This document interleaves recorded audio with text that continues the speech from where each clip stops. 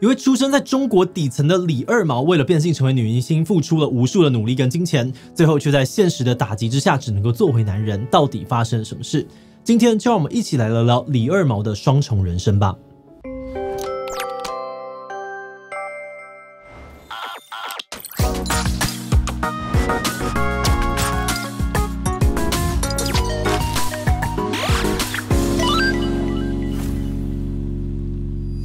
Hello， 大家好，我是志祺。最近几年，台湾在性别议题上面，包含了像是性别平权啊、性别气质、多元性倾向等等，都有越来越多的公开讨论。尊重多元的性别认同也慢慢成为了社会的主流。但是在中国社会包含了同性恋啊、跨性别者等等的 LGBTQ+ 族群呢，仍然是属于相对低调的一群人。中国纪录片导演贾玉川他喜欢透过镜头记录这些非主流的性少数，而李二毛就是其中之一。李二毛出生时是生理男性，但他一直渴望透过变性手术成为真正的女性，同时也梦想着自己有天能够出唱片，成为家喻户晓的女明星。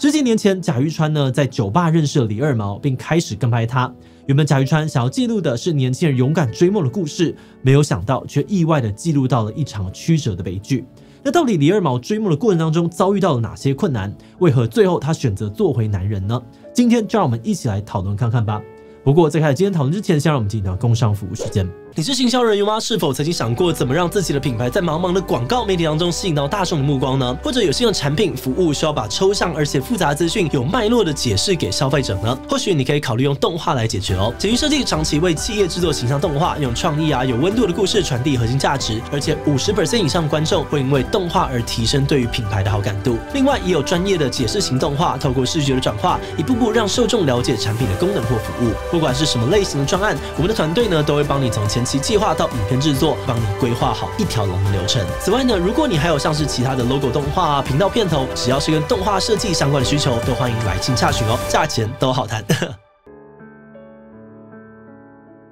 1980年，李二毛出生在中国四川的农村，因为在家里排行老二所以就取名为二毛。二毛上有一个哥哥，下有一个弟弟，但他的童年却非常的孤单。因为他的哥哥在出生不久后就夭折，据说身体还被爸爸给吃下肚。弟弟因为家里太穷养不起，就被从事人口贩卖的爸爸卖掉。而二毛的爸爸呢，也因为长期拐卖人口、绑架妇女跟孩童，在二毛9岁的那年就被抓去枪毙。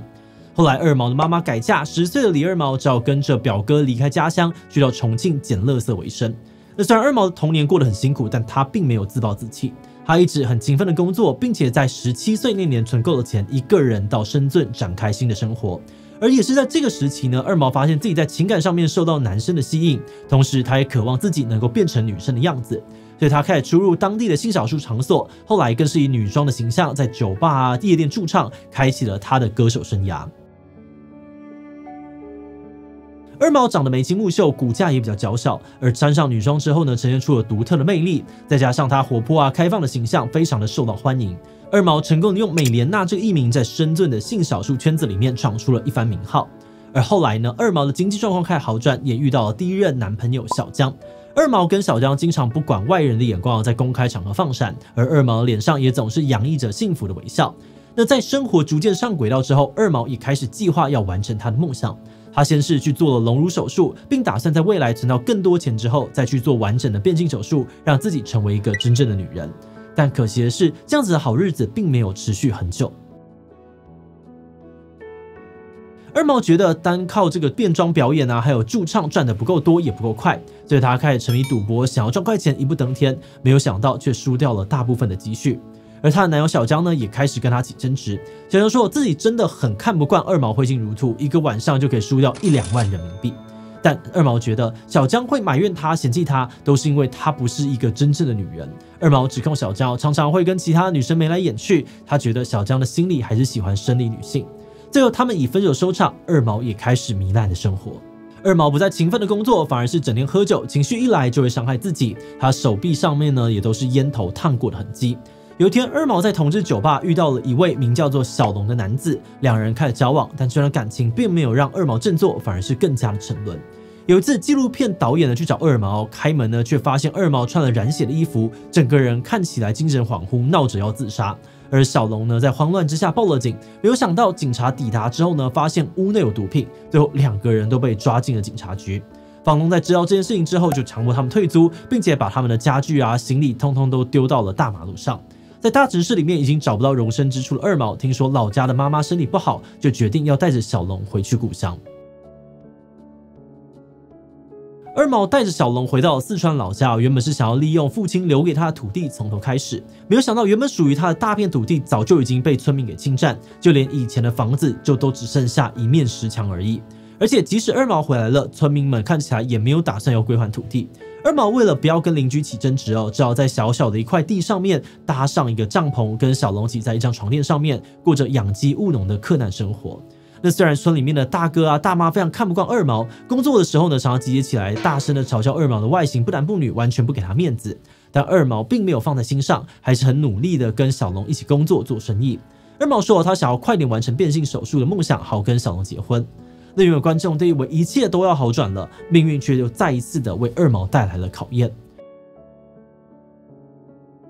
村民可能是担心二毛待得越久，总有一天会拿回属于他的土地，就找来了村里的干部集体对付二毛。村里的干部表面上面说二毛的伴侣小龙对村民来说是陌生人，有他在的话呢，大家晚上都睡不安稳，但其实意思就是要二毛跟小龙赶快搬走。最后二毛抵挡不住村民们的集体攻势只好用600元人民币的低价卖出了所有属于他的土地跟牲畜。而离开家乡的二毛呢，又跟小龙回到深圳，幸好他们找到了工厂的工作，可以频繁的上下班，多少存点钱。但平静的日子一样没有维持太久，小龙吸毒的坏习惯又犯了，他开始不去工作，这让二毛很生气。在一次激烈的争执之后呢，二毛跟小龙提分手，并把他赶走。可是当小龙真的走了，二毛又难过的不得了，甚至还哭倒在路边。失魂落魄的他跟导演失联了好几个月，等到导演好不容易重新的联络上二毛，才惊觉二毛已经穿回男装，不再梦想成为女人了。二毛解释说，因为现实的考量，男性的身份在工厂里面工作会比较适合。只不过呢，他有隆乳即使穿男装呢，还是要常常遮掩自己的胸部。要是被其他的工人发现他有胸部，可能会换来一阵毒打。那因为这个样子，他在工厂里面没有办法跟其他人交流，也没有任何的朋友。二毛自己也不是没有想过干脆动手术把隆乳的假体拿掉，但费用实在太贵，他负担不起。导演看着二毛的处境也很难受，决定自掏腰包帮他安排手术。无奈的是呢，二毛做了手术的相关检查之后，发现自己可能患有艾滋病，所以要先治疗艾滋病，而卸除假体的手术只能够再缓缓。这结果让二毛非常的灰心他在镜头里面哭喊着，要是他真的有艾滋病，那他要再回去四川给死去的爸爸盖坟墓，为爸爸上香，然后他要喝酒越多越好，最后找个高楼或者悬崖跳下去，一了百了。而这次的崩溃之后呢，二毛过了很久才又跟导演联络。当时是2017年3月，二毛说自己已经拿掉了胸部假体，做回了男人。二毛对导演说，多数人只能够活一种人生，但他却活了2种。现在他需要平静跟休息，不想要有再多的纷纷扰扰。而在纪录片的最后，导演提到，在2019年二毛因病过世，他想要把这部电影献给二毛，希望他能够获得安息。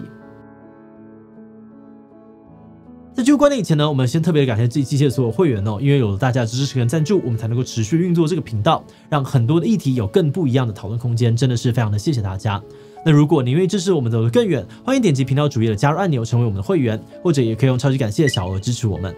好的，那话说回来我们一开始看到纪录片简介时呢，原本预想的内容会非常聚焦在李二毛的性别认同上面，但是实际看完纪录片之后，我们觉得李二毛的悲剧其实更加的复杂。打从出生开始，李二毛的家庭背景社会环境就无法提供他正规的教育，也没有办法给予他足够的情感支持。再加上他的性倾向、性别认同在中国也是属于备受排挤的弱势群体，这让他一直很难被主流的社会接纳。生活上面如果遭遇到困难，也很少有人会对他伸出援手提供支援。那尽管李二毛为此崩溃了很多次，但他都还是努力的振作起来，想要过好生活。而这股努力呢，也感动了纪录片导演贾玉川。有好几次导演忍不住跨过纪录片应该要中立的界限，试图用朋友的身份为二毛做点什么。在2019年呢，这部纪录片在阿姆斯特丹国际纪录片电影节亮相时，导演也想过要找二毛一起走上红毯，一圆他想要成为明星的梦想。只可惜李二毛并没有撑到那天就跟世界告别了。我们觉得这个结局令人遗憾难过，但却很真实。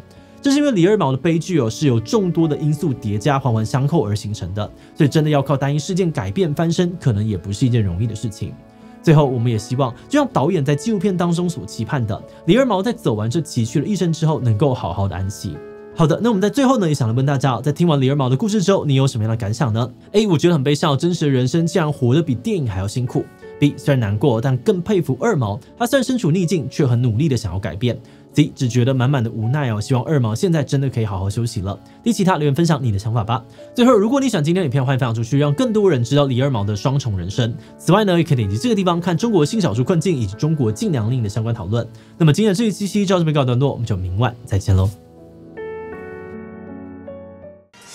Regardez la diffusion des Jeux Olympiques de Chongqing. Oui， 先使申办行动精彩5G HiNet 光时代指定方案。最高享哈密 Video 电视馆首年免费，精彩奥运大开眼界。